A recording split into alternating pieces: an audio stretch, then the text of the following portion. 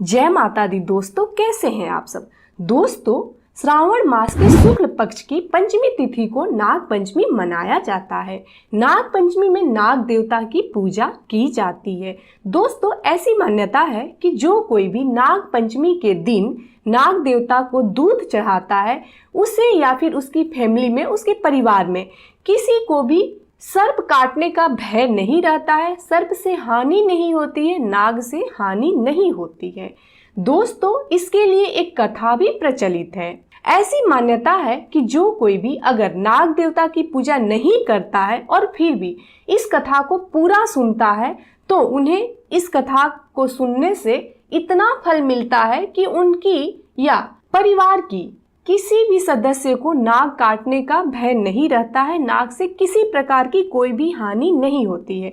लेकिन कथा को पूरा सुने, अधूरा कथा सुनने का कोई फल नहीं मिलता है। अधूरा कथा सुनने पर नाग देवता नाराज हो जाते हैं।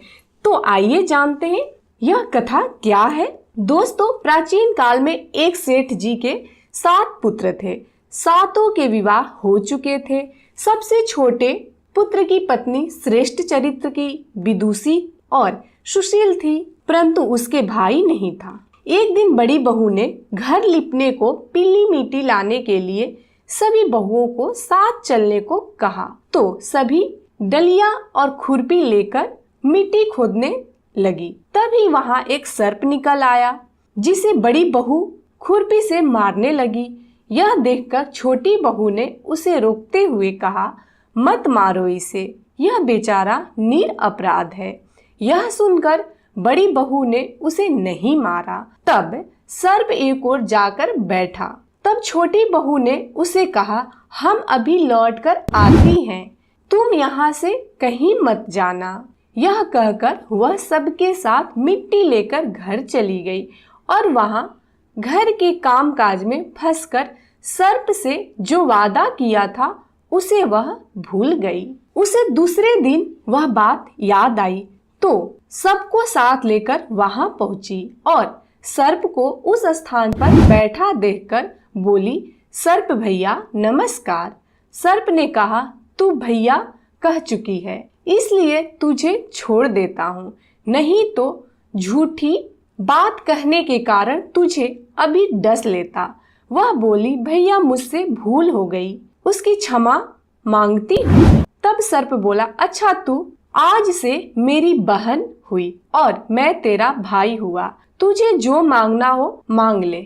वह बोली, भैया मेरा कोई नहीं है, अच्छा हुआ जो तू मेरा भैया बन गया। कुछ दिन व्यतीत होने पर वह सर्प मनुष्य का रूप रखकर उसके घर आया और बोला कि मेरी बहन को भेज दो। सबने कहा कि इसके तो कोई भी भाई नहीं था, तो वह बोला, मैं दूर के रिश्ते में इसका भाई हूँ, बचपन में ही बाहर चला गया था। उसके विश्वास दिलाने पर घर के लोगों ने छोटी बहू को उसके साथ भेज दिया। उसने मार्ग में बताया कि मैं वही सर्प हूँ, इसलिए तू डरना नहीं और जहाँ चलने में कठिनाई हो वहाँ मेरी पूंछ पकड़ लेना।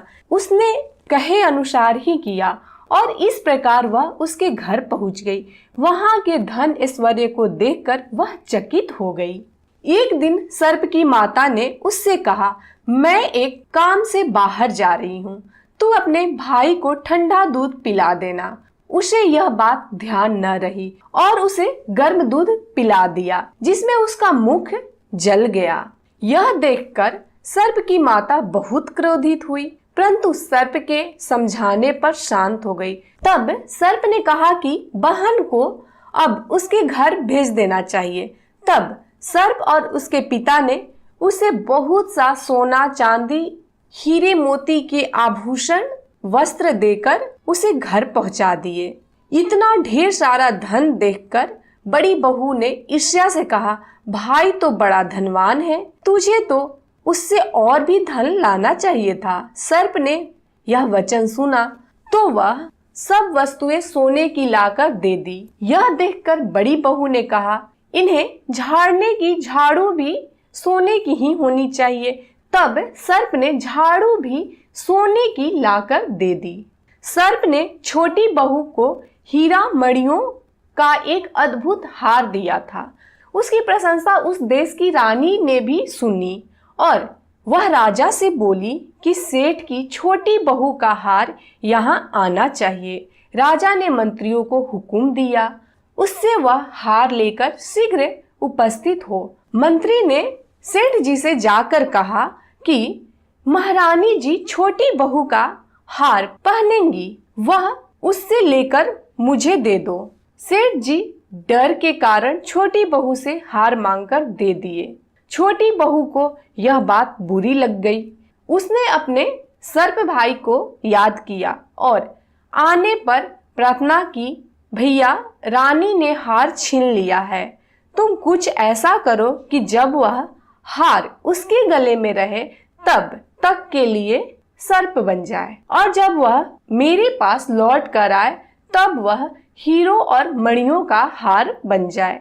सर्प ने ठीक वैसा ही किया। जैसे ही रानी ने हार पहना तो वह हार सर्प बन गया। यह देखकर रानी चीख पड़ी और रोने लगी। यह देखकर राजा ने सेठ के पास खबर भेजी कि छोटी बहू को तुरंत भेजो। सेठ जी डर गए कि राजा न जाने अब क्या करेगा। वे स्वयं छोटी बहू को साथ लेकर उपस्थित हुए।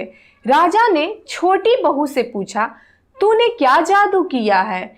मैं तुझे दंड दूंगा। छोटी बहू बोली, राजन धृष्टता के लिए क्षमा कीजिए, यह हार ऐसा ही है। जब तक यह मेरे गले में रहता है तब तक यह हीरे और मणियों का हार रहता है, और जब यह दूसरे के गले में जाता है तो यह सर्प का बन जाता है। यह सुनकर राजा ने वह सर्प बना हार उसे देकर कहा, अभी पहन कर दिखाओ। छोटी बहू ने जैसे ही उसे पहना वह हार वैसे ही हीरो और मणियों का हो गया। यह देखकर राजा को उसकी बात का विश्वास हो गया और उसने प्रसन्न होकर उसे बहुत सी मुद्राएं भी पुरस्कार में दी।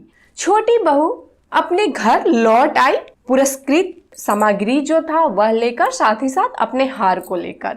उसके धन को देखकर बड़ी बहू ने ईर्ष्या के कारण उसके पति को सिखाया कि छोटी बहू के पास कहीं से धन आया है। यह सुनकर उसके पति ने अपनी पत्नी को बुलाया और कहा, ठीक ठीक बता कि यह धन तुझे कौन देता है। तब वह सर्प को याद करने लगी। तो उसी समय सर्प ने प्रकट होकर कहा कि यदि मेरी धर्म बहन के आचरण पर संदेह प्रकट करेगा तो मैं उसे खा लूंगा।